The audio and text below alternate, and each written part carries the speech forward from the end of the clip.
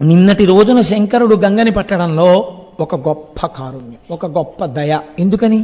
భగీరథుడు అడగకుండానే పడతానన్నాడు, బ్రహ్మగారు అడిగాకిచ్చారు. శివుడు అడగకుండా పడతానన్నాడు. కాబట్టి కారుణ్యం అక్కడే మొదలైపోయింది. ఇప్పుడు చూడండి, ఇవాళ మనం వేరొక లీలని ప్రారంభం చేస్తున్నాం. అందులో అసలు శివుడి దయ గురించి మీరు వింటే ముక్కున వేలేసుకోవాలి, అంత చిత్రంగా ఉంటుంది. ఎప్పుడు జరిగింది? పాండవులు అరణ్యవాసం చేస్తున్నారు. దేనికి అరణ్యవాసం చేశారు? ధర్మమూర్తులు కనుక, ధర్మమును ఆలంబనముగా స్వీకరించిన వారు కనుక వారు అరణ్యవాసం చేస్తున్నారు. మీరు ఒకటి బాగా జ్ఞాపకం పెట్టుకోండి, ఎప్పుడు కథని కథగా వినడం వల్ల మీకు ప్రయోజనము చాలా తక్కువ. కథని మీరు విచారణ చేస్తూ ఉండాలి. ఒక పద్యం చదివితే కాసేపు కళ్ళు మూసుకొని ఆలోచించాలి, ఈ పద్యం ఇలా ఎందుకు వచ్చింది అని ఆలోచించాలి. పాండవులు ఎక్కడున్నారండి? అరణ్యవాసం చేస్తున్నారు. పాండవులలో ధర్మరాజాదులకు తెలియదా కృష్ణుడు భగవానుడని? ఖచ్చితంగా తెలుసు. కుంతీదేవి ఎన్నో మాటలు చెప్పింది ఈ విషయాన్ని. కృష్ణుడు వచ్చాడు. వచ్చినప్పుడు ఏమనాలండి వాళ్ళు? ఎందుకు నువ్వు మాకు ఇలా వస్తూ ఉండడం, మా దగ్గర అన్నం తిని వెళ్ళడానికే? ఏమయ్యా, నువ్వు తలుచుకుంటే మాకు మళ్ళీ రాజ్యం ఇవ్వలేవా? మాకు ఈ అరణ్యవాసం ఏమిటి కష్టాలు అని అడగాలి కృష్ణుడిని. వాళ్ళు దెప్పి పొడవలేదు. ఎప్పుడు మీరు భగవంతుడి పాదములను బాగా పట్టుకోవలసింది ఎప్పుడో తెలుసా అండి? కష్టంలో ఉన్నప్పుడే ఎక్కువ పట్టుకోవాలి. నింద చెయ్యకూడదు. ఈశ్వరుణ్ణి ఉద్ధరించే మార్గం చెప్పమని ఈశ్వరుణ్ణే అడగాలి. మీరు ఏ వస్తువు మీకు నమ్మకం ఉందని ఏమిటి గుర్తు? ఈయన దగ్గరికి వెడితే పని అవుతుంది అని మీకు నమ్మకం ఉంది అని గుర్తేమిటి? మీరు ఆయన దగ్గరికి వెళ్ళి అడుగుతారు కదండి. మీకు భగవంతుడి మీద కూడా విశ్వాసం ఉంది, ఏమిటి గుర్తు? భగవంతుడిని అడగాలి చేసి పెట్టమని. కానీ ఒక్కటి, మీరు ఎలా ఉండాలి అడిగేటప్పుడు మీకు చేయడానికి? మీరు ధర్మమునందు నిలబడ్డానికి సిద్ధపడాలి కదా. అరణ్యవాసమునందున్న పాండవుల యందు స్థితి ఉన్నది. కాబట్టి ఇప్పుడు ధర్మరాజు కృష్ణ భగవానుడితో ఒక మాట అంటున్నాడు. శ్రీకృష్ణ భగవానుడు అరణ్యానికి వచ్చాడు. తన భక్తుల కోసమని భగవంతుడు ఎక్కడికైనా వెళ్ళిపోతుంటాడు. ఇప్పుడు సాకారుడై అక్కడికి వచ్చాడు. ఆయన అన్నాడు, ధర్మరాజు, మరియును రాజసూయమున మారుతి తోడను క్రీడితోడను పరిభవముందినట్టి జనపాలురు మత్సరముంది యుద్ధతిన్ కురుపతి చేరి మీరిమము కూల్చదలంచుచునున్నవారు దుర్భరమగు వీరినందర దురంబున నోర్వగ పద్మలోచన అన్నాడు. అయ్యా మహానుభావానికి తెలియనటువంటి విషయం లేదు. రాజసూయాగం చేశాం మేము ఇత పూర్వం. ఆ రాజసూయాగం చేసినప్పుడు మారుతి అంటే ఇక్కడ హనుమకారు, వాయుపుత్రుడు భీమసేనుడు. భీమసేనుడు అర్జునుడు కలిసి తమ బాహుబలంతో ఎందరో రాజుల్ని రాజాధిరాజుల్ని ఓడించి అంతమంది ఓడిపోయి ఎదురు తిరిగేవాడు లేడన్న స్థితి వస్తే తప్ప రాజసూయాగం చేయరు. కాబట్టి మేము రాజసూయాగం చేశాము అంటే అందరూ రాజుల్ని ఓడించేశాం. మా చేత ఓడింపబడిన రాజు లేడు. ఇప్పుడు మేము అరణ్యవాసానికి వచ్చాం అంటే ఏమైంది? ఓడలు బళ్ళయ్యాయి. ఇప్పుడు ఇది ఎవరి వలన జరిగి ఉండాలి? విధి వలనే జరిగి ఉండాలి. భగవంతుని యొక్క ఆశ్చర్యకరమైన చేష్టితమే. కాబట్టి నువ్వు కారణం అంటున్నాడా ధర్మరాజు? అంటలేదు. ఇప్పుడు మేము అరణ్యంలో ఉన్నాం. ఇత పూర్వం మా చేత ఓడింపబడిన వారు అందరూ ఏకమయ్యారు. ఏకమై ఏమిటి వాళ్ళకి మా మీద పగ? ఇత పూర్వం మేము రాజసూయాగం చేశాం, సింహాసనాల మీద ఉన్నాం. ఇప్పుడు మేము రాజ్యభ్రష్టులం, అరణ్యంలో ఉన్నాం. అందరూ చేతులు కలిపి మా మీద ప్రధానమైన పగ పెంచుకున్నవాడెవరో, నిరంతరం మమ్మల్ని మట్టు పెట్టడమే లక్ష్యంగా బ్రతికేవాడెవరో అటువంటి దుర్యోధనుడితో చేతులు కలిపారు. కాబట్టి మాకు శత్రువులు అనంతములు. అడుగు తీసి అడుగేస్తే మాకు శత్రువే. ఎప్పుడు ఎలా మమ్మల్ని చంపుదామా అని చూస్తున్న వాళ్ళే ఉన్నారు. ఈశ్వర, మేము ఈ సంకటం నుంచి ఎలా బయటపడతాం? మాకు ధైర్యం ఎలా కలుగుతుంది? రేపొద్దున్న అజ్ఞాతవాసం పూర్తయి బయటికి వస్తే మేము వీళ్లతో యుద్ధం చెయ్యాలి కదా. ధర్మరాజు ఎంత దూరదృష్టితో అడుగుతున్నాడో చూడండి. అజ్ఞాతవాసం పూర్తయి నేనే ధర్మరాజుని అని చెప్పే లోపలే కనిపెట్టే వాళ్ళు కోట్ల మంది తిరుగుతున్నారు. వీళ్ళు మమ్మల్ని తెగటార్చే ప్రయత్నంలో ఉంటారు. మేమెవరో తెలిస్తే అసలు ఇంకా మేము యుద్ధానికి బలం సమీకరించుకోవడానికి అవకాశం ఉండదు. నలుగురిని పోగేసుకుని మాకు మేమెవరమో ఎక్కడున్నామో ఎవ్వరికీ తెలియదు. ఎందుకని అజ్ఞాతవాసానికి వెళ్ళిపోవాలి. ఎక్కడో ఉంటాం. అజ్ఞాతవాసంలోంచి ఎంత కష్టం వచ్చిందండి నిజంగా పాండవులకి. మేము ఇలా బయటికి వచ్చి ఊపిరి పీల్చుకుని అమ్మయ్యా అజ్ఞాతవాసం అయిపోయింది అనేటప్పటికీ ఓం అని గణపతి పూజ ఎక్కడ? యుద్ధభూమిలోనే. అదే జరిగింది కదండి మరి ఉత్తరగోగ్రహణంలో. శత్రువులు వెన్నంటి వచ్చి నిలబడిపోతారంతే. అప్పటికి మాకెవరు దిక్కు? ఎవరు మా వెనకాల ఉన్నవాళ్ళు ఎవరు? మేము 5గురమే. వాళ్ళు మమ్మల్ని తెగటార్చరా? అన్ని వేపుల నుంచి వచ్చి మమ్మల్ని చంపరా? మాకు ఇప్పుడు ఉన్న శక్తి మాకు చాలని అహంకరించట్లా. ధర్మరాజు గారు పట్టుకునేటటువంటి ఆయుధాల గురించి మీరు వింటే ఆశ్చర్యపోతారు. ప్రతిదాని మీద బంగారు వృషభాలు చెక్కుంటాయి. ఇంట్లో ఉండే వస్తువులు కూడా అలా ఉండాలండి. మీరు ఇంట్లో ఉండే ఏ వస్తువుని ముట్టుకున్నా అది మిమ్మల్ని ధర్మ ప్రచోదనం చేసేదై ఉండాలి.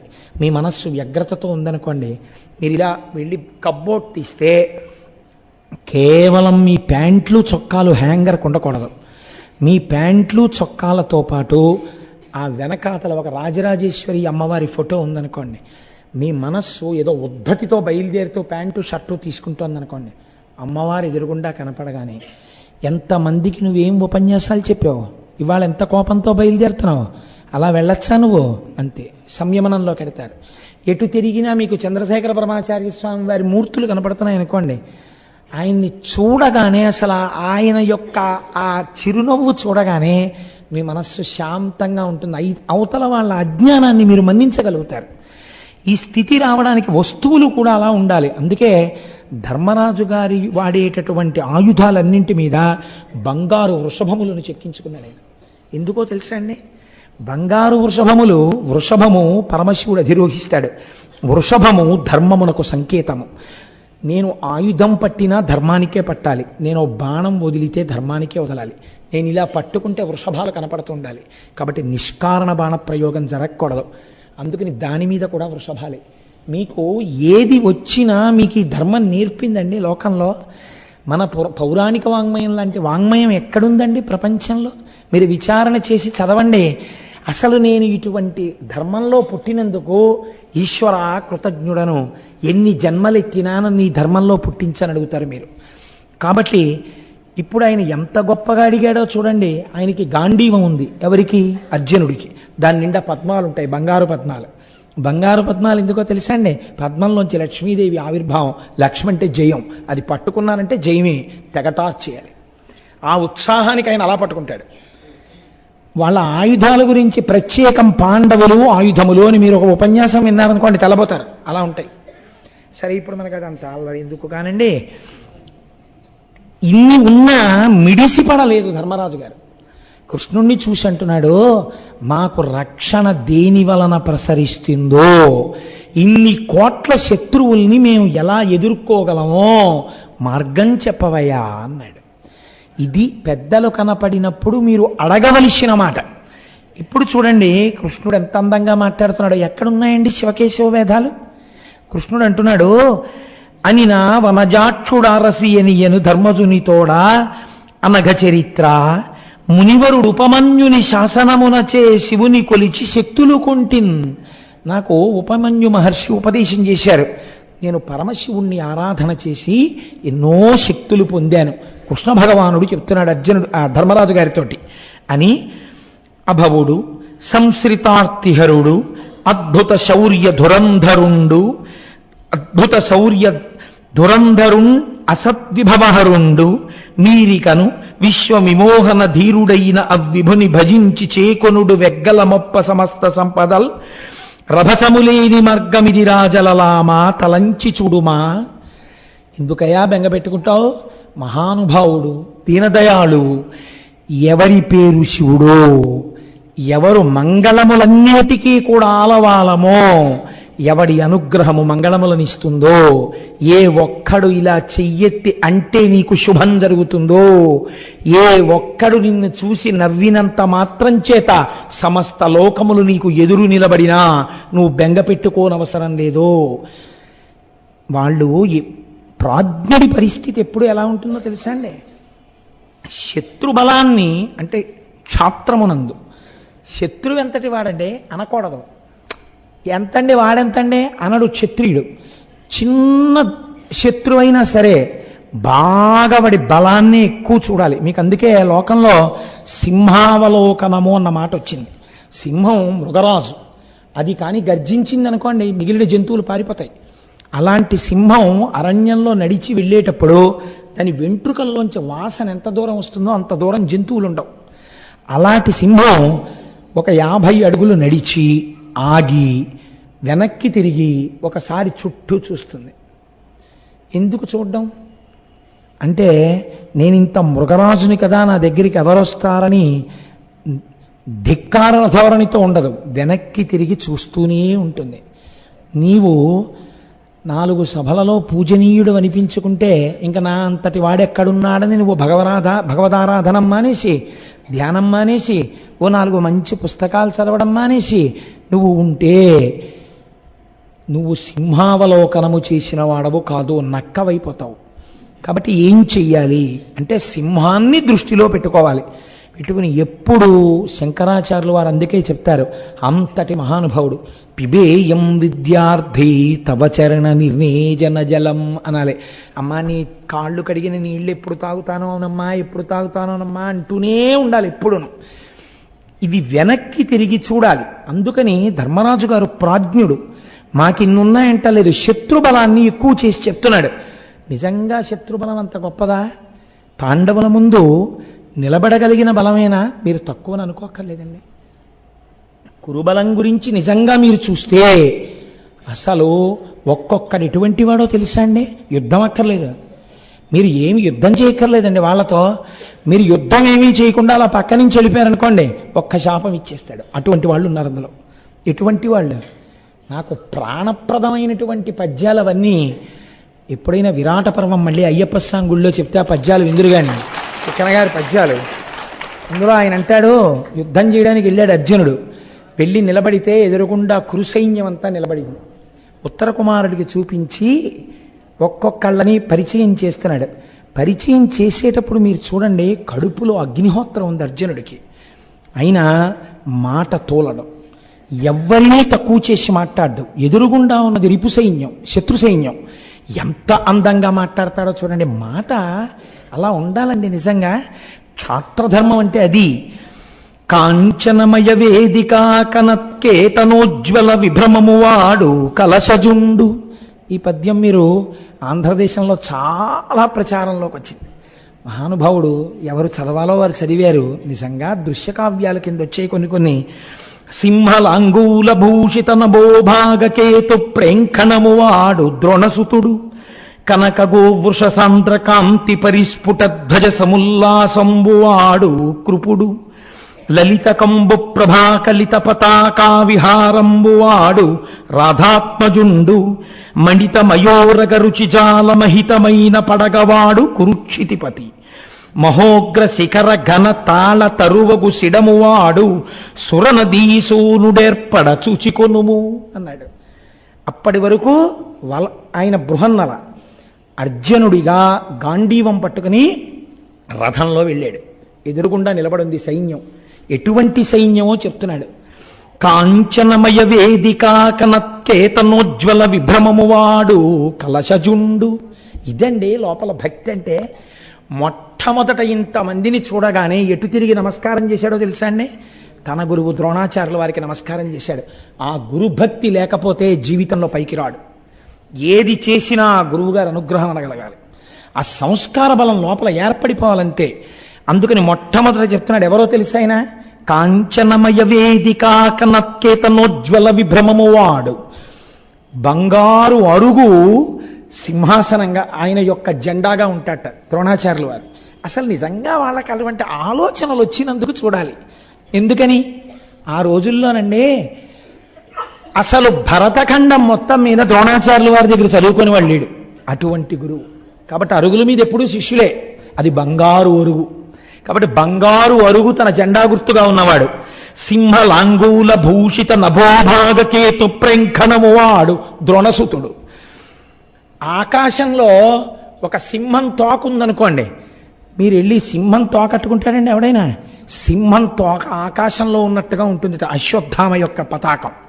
అంటే ఒక్కొక్కడు ఎటువంటి వాణ్ణని చెప్తాడో చూడండి. నా దగ్గరకు వస్తే సింహం తోక పట్టుకున్నట్టే. ఏమైపోతావో చూసుకో. కనక గోవృష సాంద్రకాంతి పరిస్ఫుట ధ్వజసముల్లాసంబువాడు కృపుడు. తెల్లటి ఆవులు తెల్లటి ఎద్దులు ఒక చోట నించోపెడితే వాటిలోంచి వస్తున్న కాంతిల ఆవు ఎద్దు పతాక గుర్తుగా ఉన్నవాడు కృపాచార్యుడు. లలిత కంబు ప్రభాకలిత పతాకా విహారంబువాడు రాధాత్మజుండు. కర్ణుడి యొక్క పతాకం మీద తెల్లటి శంఖం యొక్క గుర్తుంటుంది. శంఖం విజయానికి పిలుపు. కర్ణుడు తెల్లటి శంఖాన్ని ఎంచుకున్నాడు. మణితమయోరగరుచి జాల మహితమైన పడగవాడు కురుక్షితిపతి. ఎవడి మనోభిప్రాయం వాడి పతాకంలో ఉంటుంది. నిజంగా ఏమి భారతం అండి, ఎటువంటి పద్యాలండి. తిక్కనగారే నన్నయ్య గారే ఎర్రాప్రగడే ఆణిముత్యాలు ఈ తెలుగు జాతికి. ఒక్కొక్క పద్యం మీ పిల్లల్ని కూర్చోబెట్టి చెప్తుంటే, మనవల్ని కూర్చోబెట్టి తాతగారు చెప్తుంటే ఎంతంత సంస్కారాలు ఏర్పడాలో. మణిత మయోరగ రుచిజాల మహితమైన పడగవాడు, పెద్ద పడగ పట్టినటువంటి పావు గుర్తుగా ఉన్నవాడు కురుక్షితిపతి. దుర్యోధనుడు మహోగ్ర శిఖర ఘనతాళ తరువగుసిడమువాడు సురనదీ సూనుడేర్పడ చూచికొనుము. పెద్ద తాడి చెట్టు తన చెండా గుర్తుగా ఉన్నటువంటి వాడు భీష్మాచార్యుల వారు. అరిగో వాళ్ళు ఒక్కసారి చూడన్నాడంతే. ఈ మాట చెప్పి ఒక్కొక్కడిని చూపిస్తుంటే చూశాటిలా వాళ్ళ తేజస్సు చూశాడండి. చూసి వెంటనే ఉత్తర కుమారుడు అన్నాడు, కౌరవసేన చూచివడ కందడ గన్మదితోనమేను నీవూరకపోవచున్కి ఇది ఒప్పునే ఇప్పటి భంగి చూచిన వీరల నేను మార్కొనమి నిశ్చయమట్లగుటన్ రయంబునం తేరు మరల్పు ప్రాణములు తీపనమున్ వినవే బృహన్నలా. అసలు ఆ సైన్యాన్ని చూస్తుంటేనే నాకు కాళ్ళు చేతులు వణకడం కాదు, మనసు కూడా ఉడికిపోతోంది. ఇంకా నేను యుద్ధం ఏమిటి, ప్రాణాలు తీపన్న సామెత వినలేదా, వెనక్కి తిప్పరా బృహన్నలా అన్నాడు. అటువంటి అద్భుతమైనటువంటి కురుసైన్యం. అందులో భీష్మాచార్యుల వారు ఒక్క మాట అన్నారండి. భీష్మాచార్యుల వారి పాదాలకి, కృపాచార్యుల వారి పాదాలకి, ద్రోణాచార్యుల వారి పాదాల మీద నమస్కార బాణ ప్రయోగం చేశాడు అర్జునుడు. బాణప్రయోగం చేసి ఒక చమత్కారం ఉంటుంది యుద్ధంలో, చాలా దగ్గర నుంచి రథం వెళ్ళిపోవాలి. అలా వెళ్ళిపోయినప్పుడు పలకరించరు, తాతగారు అనేం పలకరించరు. శౌర్యమే. ఇలా నమస్కారం పెట్టరు ఒక్క గురువుకి అయితేనే. మిగిలిన వాళ్ళకి బాణప్రయోగం చేస్తారు. 2 బాణాలు వచ్చి పాదాల దగ్గర గుచ్చుకుంటాయంటే పాదాల మీద కాదు, పాదాల ముందు గుచ్చుకోవాలి. గుచ్చుకున్న తర్వాత విపరీత వేగంతో వాళ్ళ రథం పక్క నుంచి రథం వెళ్ళిపోవాలి. అలా వెళ్ళిపోతే కుశలం అడిగినట్టు, క్షేమంగా ఉన్నారా తాతగారు అని అడిగినట్టు. అది క్షాత్రధర్మం, అలా వెళ్ళగలగాలి. అలా వెళ్ళాడు అర్జునుడు ఇన్ని రథాల మధ్యలోంచి. వెళితే భీష్ముడు చూసి నవ్వి అన్నాడు, వీడిలా వెళ్ళుండపోతే శపించేద్దునన్నాడు. పొంగిపోయాడంతే. ఎంత మర్యాదలండి, అంతటి సైన్యం అండి కురుసైన్యం అంటే. నేను మీకు ఎందుకు ఉదహరించానంటే ఈ విషయాన్ని కేవలం ఏదో ఒక కథ కింద చెప్పుకుని వెళ్ళిపోవడం కాదు. మీరు నిజంగా కురుసైన్యం ఎంతటి బలోపేతమైందో మీరు ఆలోచించండి. ఏతటి సైన్యాన్ని ఎదుర్కోవాలి రేపు పొద్దున్న. కాబట్టి మాకెవరయ్యా దిక్కు అని అడిగితే మహానుభావుడు ఆయన అన్నాడు, మంగళప్రదుడయా శంకరుడు, వెళ్ళి పరమశివుడి గురించి మీరు తపస్సు చెయ్యండి. చేస్తే ఆ శంకరుడు కాని కృపాళువై మిమ్మల్ని అనుగ్రహించాడా, ఎంతమంది అటుపక్కన నించోనివ్వండి మీకు అనవసరం, శంకరుడు ఒక్కసారి మిమ్మల్ని చూసి విజయీభవ అన్నాడా, ఇక ఎదురులేదు, మీరు గెలిచేస్తారు, శివానుగ్రహాన్ని పొందండి అన్నాడు. నాకు తెలిసి పౌరాణిక వాంగ్మయంలో శివుడి మీద కేశవుడు, కేశవుడి మీద శివుడు ఒకళ్ళ మీద ఒకళ్ళు చాడీలు చెప్పుకుని వర్గాలు లేవదీసి యుద్ధాలకు వెళ్ళిన కథలు నేను చదవలేదు. అలాంటి విచారణలు అక్కర్లేదు కూడా. కనుక ఇప్పుడు తలంచి చూడుమా, ఆ శంకరుణ్ణి పూజ చెయ్యి అన్నాడు.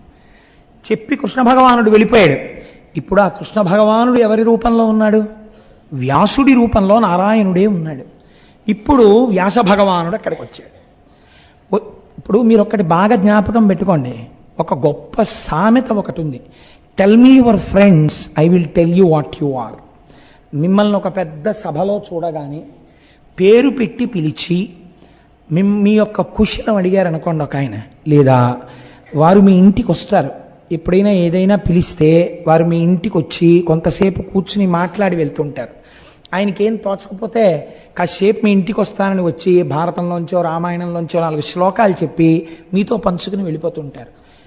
అలా వచ్చారు అంటే మీరు ఆదరణీయులు, మీ కుటుంబాన్ని స్నేహం కోసం అపేక్షించవలసిన కుటుంబం మీది తప్ప పనికి మాలిన వాళ్ళందరూ ఇంటికి వచ్చి పెడుతున్నారు అనుకోండి, దానివల్ల శ్రేయస్సు ఏమి ఉండదు ఇంటికి. మహాత్ముల పదరజస్సు పడితే ఇంటికి శ్రేయస్సు. A house is built with bricks, a home is built of hearts. గుండెలతో కట్టుకున్నది హోమ్. కనుక అక్కడికి మహాత్ములు రావాలి. కాబట్టి ఇప్పుడు వ్యాస మహర్షి వచ్చారు, సాక్షాత్తు నారాయణుడు. ఎక్కడికి వచ్చాడు? అక్కడ పాండవులు ఉన్నారు కనుక వచ్చాడు. వచ్చి ఆయన్ని చూడగానే ఏం చెయ్యాలి? వ్యాస మహర్షి వస్తే వాళ్ళు అరణ్యవాసంలో ఉన్నా వాళ్ళు ధర్మం తప్పరు. వాళ్ళు ఆయనకి అర్ఘ్యపాద్యాదులు ఇచ్చి పూజించి నమస్కరించి వచ్చిన మౌని కన్గొని నృపారులు ముదంబు చెంది మేల్ హెచ్చిన భక్తి అర్చనలనెంతయు చేసి సుయోధనుండు బల్మత్సరమొప్పగాగడిది మాయపు జూదము పన్ని గెల్చే రాలచ్చిని చెంది కానకిటులంతము పంపుట చెప్పిరార్తులై. వ్యాస భగవానుణ్ణి పూజించిన తరువాత వాళ్ళు అబద్ధం చెప్పలేదు. మమ్మల్ని మాయాజూదంలో ఓడించి దుర్యోధనుడు ఇలా అరణ్యవాసానికి తర్వాత అజ్ఞాతవాసానికి వెళ్ళేటట్టుగా చేశాడు. మేము కృష్ణ భగవానుణ్ణి ఆరాధన చేశాం. ఈ మధ్యనే కృష్ణ భగవానుడు వచ్చాడు. శంకరుడి యొక్క పూజ చెయ్యమని ఆనతిచ్చి వెళ్ళిపోయాడు. ఇవాళ మీరొచ్చారు మహాత్మా, మేము ఈ కష్టంలో ఉన్నాం, మీకు కూడా చెప్పుకుంటున్నాం ఇదే విషయాన్ని. పెద్దలైనటువంటి వారు వచ్చినప్పుడు మీ కష్టాన్ని వారికి చెప్పుకోవడంలో తప్పు లేదు. కాబట్టి ఎంత అందంగా ఈ విషయాన్ని ఆవిష్కరించారు. ఆవిష్కరిస్తే ద్రౌపది మాట్లాడింది. భారతంలోనండి ద్రౌపది శీలం ఆశ్చర్యకరం. నిజంగా అసలు ఆ ద్రౌపదీదేవి గురించి వింటుంటే అయ్య బాబోయ్, అసలు ఎలాగా ఇలా తీర్చిదిద్దబడింది ఈవిడ ఆ వ్యక్తిత్వం అనిపిస్తుంది మనకి. ఆ ద్రౌపదీదేవి ఇది మహాత్ముల యొక్క మాట ఎంత దూరమైనా వెళ్ళిపోతుంది. వాళ్ళు అనుగ్రహించారనుకోండి, మీకు రక్షణ కలుగుతుంది. మీకు రక్షణ కలగడానికి మీరు ఏది నిరూపించుకోవలసి ఉంటుంది? మీ యందు ధర్మం ఉందని మీరు నిరూపించుకోగలగాలి. మీ యందు ధర్మం ఉంది అని నిరూపణ కానప్పుడు మహాత్ముల ఆశీర్వచనం మీకు దక్కదు. ఆ విషయంలో ధర్మమును బట్టి ఆశీర్వచనం ఉంటుంది. కాబట్టి ఇప్పుడు ఆవిడ తాను ధర్మమునందున్నాను కాబట్టి మీ ఆశీర్వచనము నాకు కావాలని ద్రౌపది మాట్లాడుతోంది. ద్రౌపది ఎప్పుడు మాట్లాడినా మహారాజనీతజ్ఞురాలిగా, గొప్ప భగవద్భక్తురాలిగా, గొప్ప విదుషీమణిగా అలా మాట్లాడుతుందండి ఆవిడంది. మరియున్ పాంచాలియు తన పరిభవమును దుస్ససేను పశుకృత్యమును కురుపతి అవినీతియు దుర్భర వేదన చేయు కర్ను పరుషోక్తులను. వ్యాస భగవాను ఉద్దేశించి చెప్పింది. తనకి జరిగిన పరాభవం చెప్పింది వ్యాసుడికి. ఏది విన్నంత మాత్రం చేత పెద్దలు అసహ్యించుకుంటారో అది చెప్పింది. నిండు సభలో దుశ్శాసనుడు నా వలువలూడ్చాడు, అప్పుడు నేను ఏకవస్త్రని. ఇది చెప్పగానే వ్యాసుడి మనస్సు చిన్నబుచ్చుకుంది. రెండవది ఏం చెప్పింది? కురుపతి అవినీతియు. ఆ దుర్యోధనుడు ఎంత అసహ్యకరంగా ఆ రోజున సభలో ప్రవర్తించాడో, ఆయన ప్రవర్తించినటువంటి అవినీతితో కూడిన ప్రవర్తనని వ్యాసభగవానుడి ముందు ఆవిష్కరించింది. దుర్భర వేదన చేయు కర్ను పరుషోక్తులను.